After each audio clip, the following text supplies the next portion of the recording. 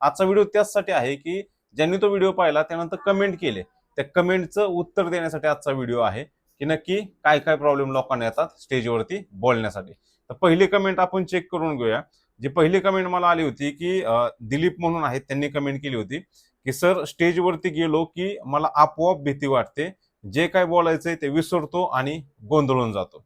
हा बऱ्याच जणांचा प्रॉब्लेम असेल आणि बऱ्याच जणांना सुरुवातीला हेच होतं. इव्हन मी पण तेच करायचो. मी ज्यावेळेस स्टेजवरती जायचो, आता मी हजारो लाखो लोकांच्या पुढे सहज बोलतो. हजारो स्टेज आतापर्यंत गाजवलेले आहेत.